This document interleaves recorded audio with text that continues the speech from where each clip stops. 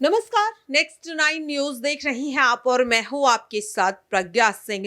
पटना में आज विपक्ष की महाबैठक और महारैली होने वाली है। इस महाबैठक में कई विपक्षी दलों के नेता शामिल होते हुए दिखाई देंगे।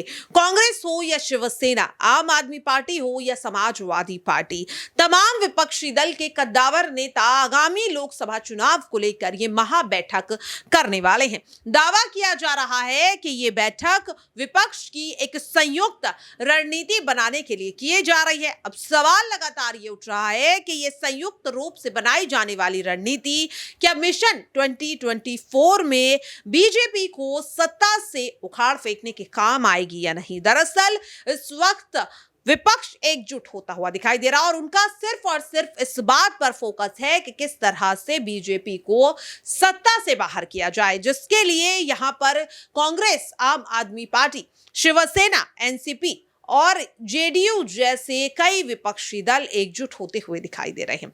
दरअसल आपको बता दें कि इस महाबैठक में उम्मीद जताई जा रही है कि टीएमसी से ममता बनर्जी भी इस बैठक का हिस्सा हो सकती हैं।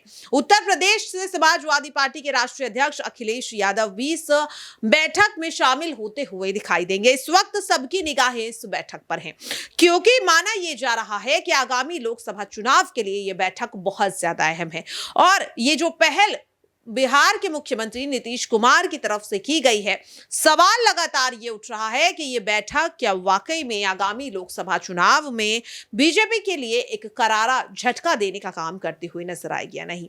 इस बीच आपको बता दें कि यहां पर शिवसेना यानी कि यूबीटी शिवसेना से प्रमुख उद्धव ठाकरे भी इस बैठक में शामिल होने वाले हैं। वो आज पटना पहुंच चुके हैं और इस बैठक में शामिल होंगे। इससे पहले उद्धव ठाकरे का एक बड़ा बयान सामने आया है। दरअसल आपको बता दें कि उद्धव ठाकरे ने सामना में संपादकीय में लिखकर कहा कि पटना वही भूमि है जहां से जेपी के आंदोलन की शुरुआत हुई, कांग्रेस के मजबूत किले को ध्वस्त कर दिया था।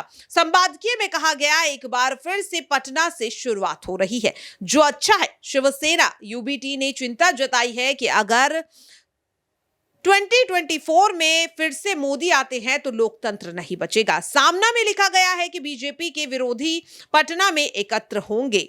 उनका कहना है, ऐसा कहना गलत होगा कि लोकतंत्र और संविधान की रक्षा के लिए ये बड़ा कदम उठाया जा रहा है। दरअसल आपको बता दें कि अब लगातार सवाल ये उठ रहा है कि आखिरकार आज उद्धव ठाकरे का इस मुलाकात में शामिल होना किस तरह से काम आता हुआ दिखाई देगा।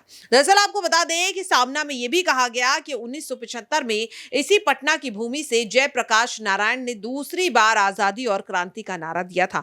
देश में क्रांति की ज्वाला भड़की थी कांग्रेस के विरोध में। उसी समय सभी राजनीतिक दल एकजुट हुए और एक दूसरे में विलीन हुए। उस एकजुटता से इंदिरा गांधी की पराजय हुई थी। उस क्रांति की चिंगारी पटना से भड़की है। इसलिए देशभक्त दलों की आज पहली बैठक पटना की भूमि पर उचित है। सामना में उद्धव ठाकरे गुट ने केंद्रीय जांच एजेंसियों के दुरुपयोग पर आरोप लगाते हुए कहा, बीजेपी में शामिल होने वाले भ्रष्टाचारियों, गुनहगारों को अभय दान मिल रहा है। ये तानाशाही से कम नहीं है। ऐसे ही जारी रहा तो साल 2024 का लोकसभा चुनाव देश का आखिरी चुनाव साबित होगा। इस देश में लोकतंत्र था और इस पर भावी पीढ़ी सिर्फ शोध करती रहेंगी। आज होने वाला पटना का ये मेला देश बचाओ आंदोलन है, जहां एक और उद्धव ठाकरे ने अपने सामना के जरिए केंद्र सरकार पर हमला बोला तो कहीं ना कहीं उन्होंने कांग्रेस पार्टी की भी जमकर किरकिरी की। अब ऐसे में सवाल ये उठ रहा है कि उद्धव ठाकरे के इस बयान के बाद क्या कांग्रेस पार्टी इस बैठक में शामिल होती हुई नजर आएगी और जिस विपक्षी एकजुटता की बात हो रही है, क्या वो वाकई में देखी भी जाएगी या नहीं। फिलहाल के लिए इस खास रिपोर्ट में इतना ही। बाकी ऐसी ही तमाम अपडेट के लिए आप देखते रहें नेक्स्ट 9 न्यूज। नमस्कार।